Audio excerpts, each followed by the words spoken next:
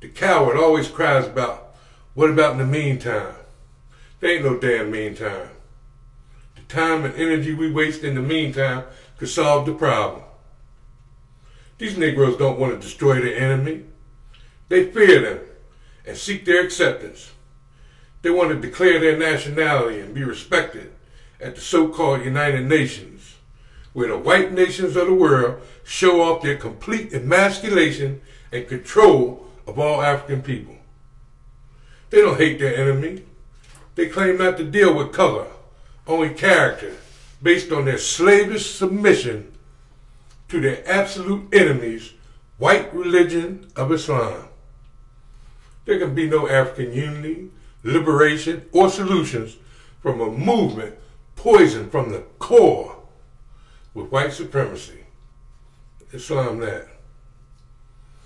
Even if we look past the fact that the term Moor is really a misnomer applied by whites to people who never called themselves that, we cannot get around the reality that a people's identity must relate to land, culture, and history. And our story began in Afro-Rakayat, which are the proper names for our homeland. They have nothing to do with any white people. Despite the latest efforts of their top freestyling historians to try to tie Moorish history back to our ancient civilizations, there ain't no such thing as no damn Moor prior to white infection. So don't even try slipping the feds on Heru in April. Oh, these niggas will try anything, believe me. Drew might not have known any better, but these fools trying to hold on to this obsolete bullshit know that only a self-hating fool would look at our great, long history and choose a period when we were under the influence of some crack-ass Arabs to defend our identity with, to define our identity with. He may have been naive enough to think claiming another identity like Richard Pryor and Bingo Long would get some of us a break. But you notice I said some of us because this Moorish game wasn't never for all of us. Look at their Sundry Act. That was just some light-skinned niggas trying to say they wasn't with the rest of us. Look at them now, running around trying to claim the first presidents were Moors, when nobody in their right mind would want anything to do with any black traders assisting this cracker to enslave the rest of us, true or not.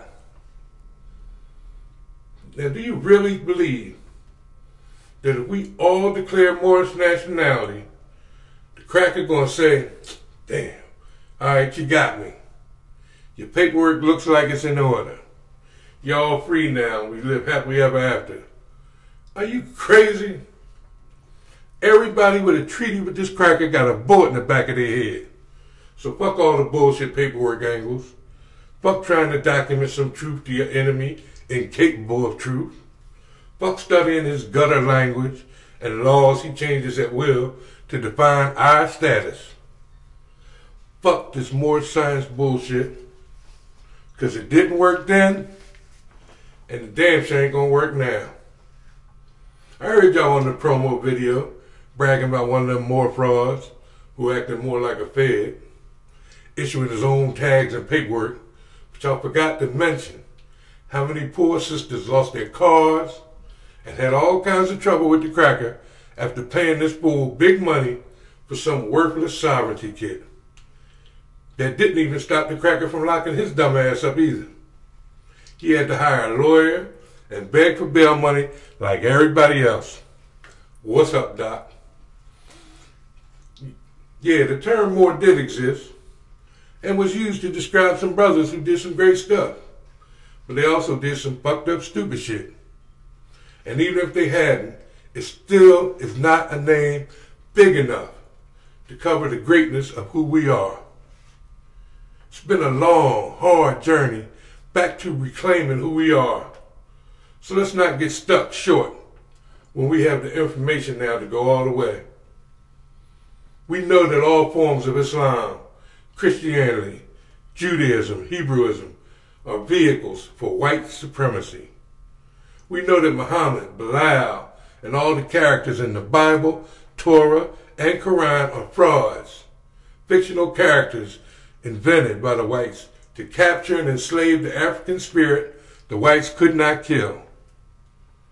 We know that the whites and their offspring are just 20,000-year-old diseases infecting the several million-year-old body of black humanity. We know this disease cracker is incapable of humanity, and only through our total re-Africanization can we effect his elimination. Meaning, if we do what we are supposed to do, it don't matter what the cracker do. We know that African unity begins with recognizing that you are African, meaning Afro-American, Afro-American.